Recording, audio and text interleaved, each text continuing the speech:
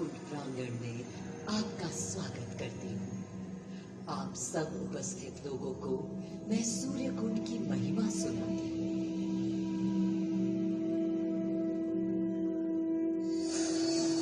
भारत की मिट्टी अनेकों दिव्य आत्माओं की जन्मस्थली है, पर आज मैं आपको कथा सुनाऊंगी भगवान विष्णु के उस अवतार की जिनके अवतरण से मैं पावन हो गई सदा सदा के लिए।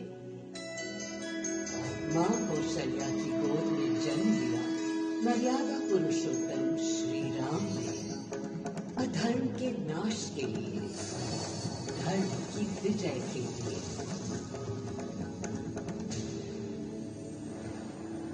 किंतु उन्हें अयोध्या त्याग 14 वर्ष के वनवास पर जाना पड़ा।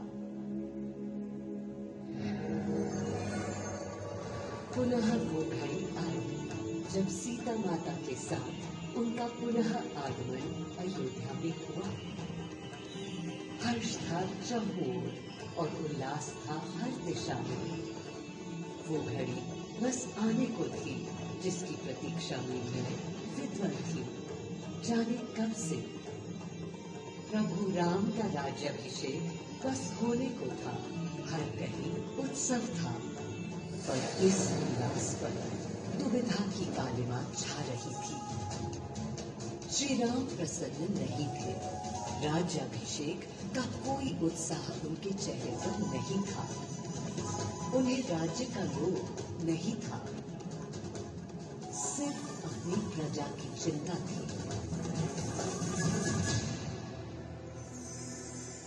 सबके मन में एक ही प्रश्न था, कौन हल कर सकेगा श्री राम की इस दुविधा को, मिटा सकेगा इस अंधकार को? किसके तेज से छट जाएगी ये क्रांति? अरे वही जिसके वंशज है श्री राम, जो स्वयं सशरीर धरती पर पधारेंगे श्री राम को राम राज्य समझाने।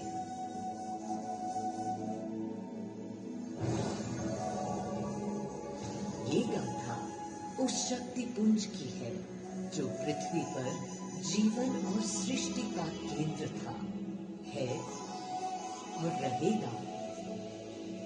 वो अखंड शक्ति स्रोत जो दिशा दिखाता है सदा अनबदल, जिसने श्री राम का मार्ग प्रशस्त किया, आदि नारायण सूर्यदेव।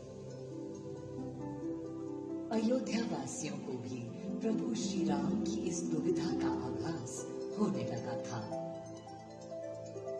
देखा क्या? तुमने देखा क्या? कितने सकुचाई से श्री रघुवीर थे।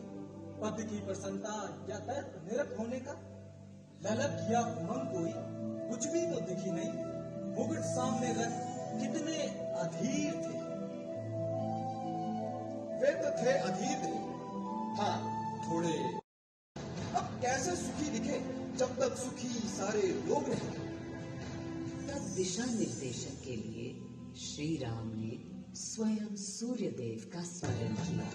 श्री राम सूर्यदेव का आह्वान करने लगे। क्लांत मन से उन्होंने अपने पितामह को याद किया। मन असमंजस में था उनका।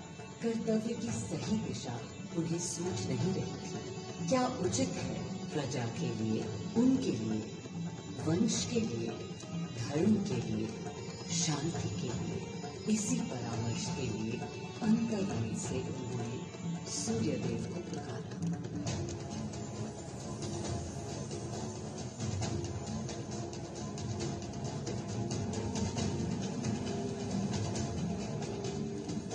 मैं अयोध्या पवित्र से पवित्रतम हो गई हूँ।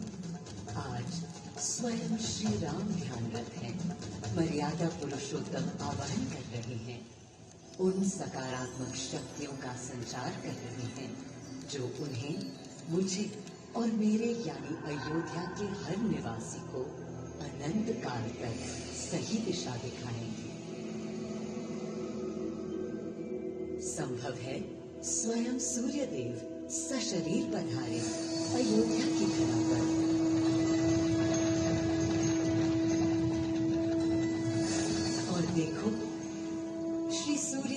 आने को हैं।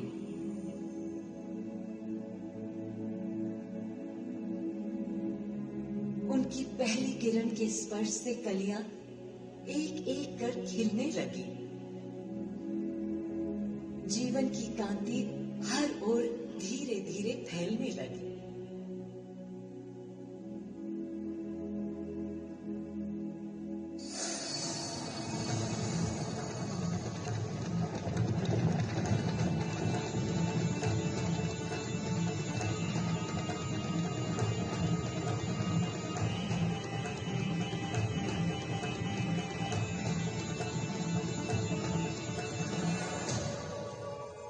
कितना अनोखा दिन है।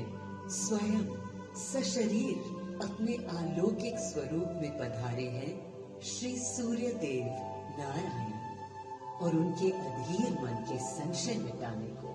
अधीर है या गंभीर है, मैं जानता हूँ क्या उनकी पीड़।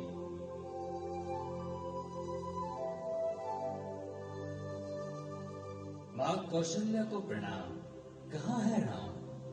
अरे भूलूं ये बात कि कौन बड़ा है। आज्ञा हो तो आपके चरण छू लूं। अरे नहीं नहीं, ये क्या करते हैं आदि पुरुष? ऐसा अनुग्रह सर्वथा अनुचित है। राम वंशज हैं आपके, क्यों पाप का भागीदारी बनाते हैं पितामह?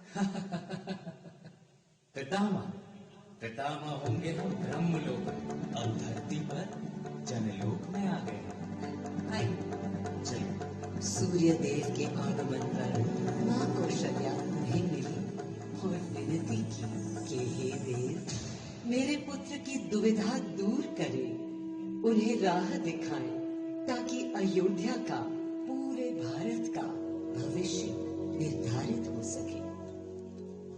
आपकी जब पहली किरणें आती हैं तब गोचारण होता है, चिड़ियां गाती है, लेकिन इन दिनों कितनी उदास है।